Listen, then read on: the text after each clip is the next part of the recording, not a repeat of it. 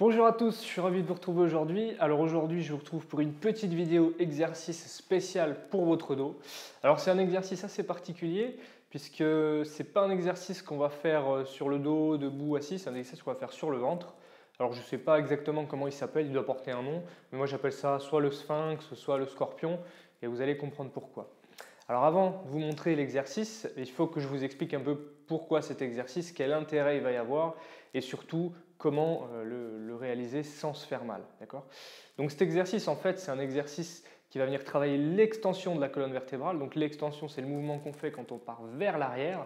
Et pourquoi précisément l'extension? Parce que c'est un mouvement qui se perd très rapidement avec les modes de vie qu'on a aujourd'hui. C'est-à-dire qu'on est toujours souvent assis, replié en avant, on amène toujours un petit peu la colonne en flexion.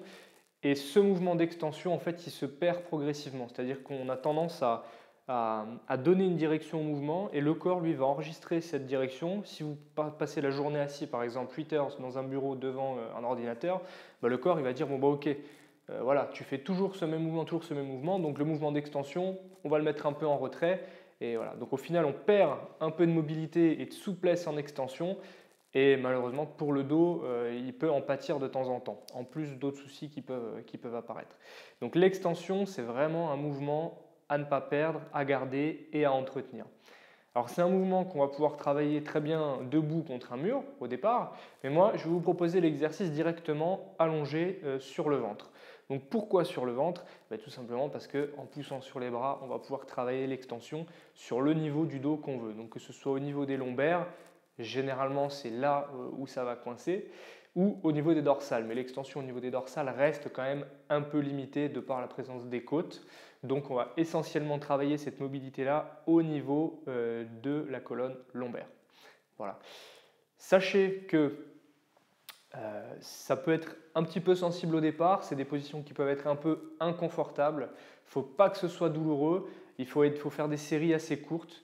Vous allez voir, hein, on va pas rester comme ça 5 minutes, hein, on ne va pas rester sur le ventre, les bras appuyés pendant 5 minutes. Si vous pouvez, après quelques mois, quelques années d'entraînement, vous pourrez le faire si ça vous amuse, mais à partir du moment où il y a la mobilité, voilà, il n'y a plus grand intérêt, mis à part de l'entretenir.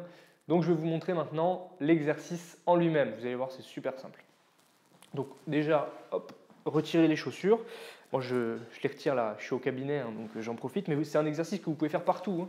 À partir du moment où vous avez un sol, où il y a quelque chose de plat, vous voulez faire en randonnée en montagne, dans l'Everest, au Mont Blanc ou n'importe où, si vous voulez le faire à la plage, chez vous ou chez des cousins ou je ne sais où, vous pouvez quoi. Le tout, c'est d'avoir une surface qui soit plate et dure, relativement dure, pas trop molle. Il ne faut pas le faire sur un lit par exemple. Voilà.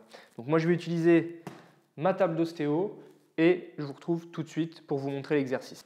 Alors comme vous pouvez le voir, je suis dans le soleil, j'ai la vitre en face de moi. Je me demande si je ne vais pas rester un peu à bronzer là, à travers la vitre. Alors bref, revenons à nos moutons. Donc l'exercice c'est tout simple, vous voyez. Alors généralement ce qui se passe, c'est qu'on va avoir plusieurs types de soucis qui vont nous freiner dans la progression de cet exercice. Le premier souci, ça va être la tension des abdominaux. C'est-à-dire que généralement, quand on a mal, si je commence à pousser et que j'ai mal, on va bloquer la respiration et on va bloquer les abdos et là, c'est tout qui se lève en bloc. Et ça va faire d'autant plus mal puisqu'en contractant les abdos, vous mettez beaucoup plus de pression en fait, au niveau du dos. Donc, une des grosses légendes en thérapie manuelle et en rééducation, c'est de renforcer les abdos quand on a mal au dos, sauf que malheureusement, ça a plus d'effets négatifs, d'effets néfastes que d'effets positifs. Donc le souci, ça va être d'apprendre déjà à respirer dans cette position-là. Et ouais, je sais, j'y reviens encore, hein, mais la respiration, vous allez voir que dans la détente, dans la découverte de votre corps et dans la gestion de vos tensions, ça va vraiment être le pilier, quoi. C'est vraiment un pilier de votre santé, la respiration. Et il faut apprendre à utiliser cet outil-là.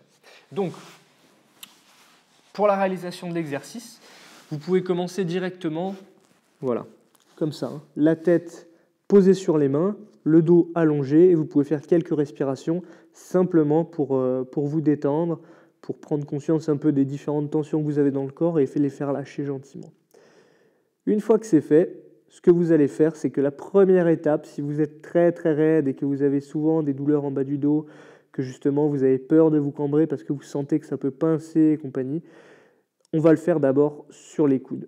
Donc tout doucement, ce qu'on fait, c'est qu'on va amener, vous voyez, je ne pousse pas encore sur les coudes, je ramène juste les coudes près du corps, je pose les mains sur la table, et là, tout doucement, on va juste venir envoyer la tête en arrière et se pousser sur les coudes, comme si on était à la plage. Voilà. Donc là, une fois que vous êtes dans cette position-là, si c'est un peu douloureux, essayez juste vraiment de rester quelques secondes juste pour prendre conscience de la tension que vous avez au niveau du bas du dos et des abdominaux. Et une fois que vous avez conscience de ça, vous respirez, vous essayez de le faire passer, de le détendre. Parce que bien souvent, je vous dis, dans ce mouvement-là, ce qui empêche de le réaliser correctement, ça va être la tension des abdominaux, parce qu'on va vouloir aller trop vite, trop haut et trop fort. Donc on reste d'abord dans cette position et on fait quelques respirations.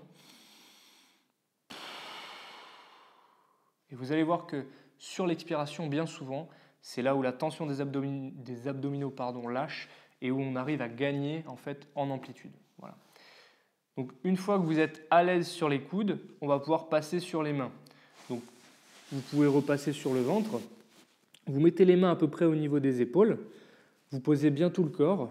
Et là, simplement, tout doucement, tout doucement, tout doucement, tout doucement, tout doucement, tout doucement, on va pousser. Alors moi, je vous montre là le stade vraiment, pas ultime, mais quand on a une bonne souplesse relative, on va dire, au niveau du bas du dos et des dorsales.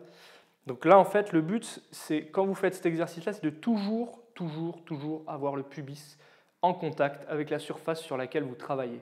Parce que le pubis, ça va vous servir de repère, en fait.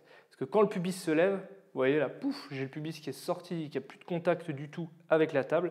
Quand le pubis se lève, ça veut dire que généralement, soit il y a de la tension au niveau des abdominaux, soit qu'il y a un peu trop de raideur au niveau du bas du dos et qu'il y a une tension au niveau de la partie antérieure du corps. Donc c'est-à-dire qu'il n'y a pas assez de souplesse au niveau des abdominaux. Alors ça peut servir d'étirement pour les abdominaux évidemment, mais il n'y a pas grand intérêt à étirer les abdominaux. Je vous dirais le grand droit, c'est vraiment pas un muscle qui est très utile à étirer. En revanche, c'est vraiment une posture sur laquelle vous pouvez travailler pour gagner vraiment en souplesse. Alors moi là, vous voyez, je sens qu'en parlant en fait, j'ai les abdominaux qui ont du mal à lâcher. Donc je vais juste faire quelques respirations pour vous montrer que je vais pouvoir gagner encore quelques degrés simplement en me détendant.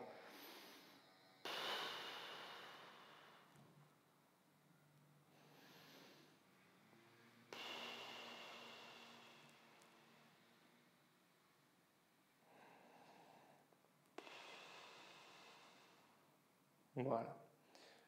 Donc là, bon, en plus j'ai le pantalon et tout, c'est pas c'est pas vraiment la bonne tenue. Hein. Mais quand vous êtes en tenue de sport, par exemple, en jogging ou quoi, c'est vraiment l'idéal.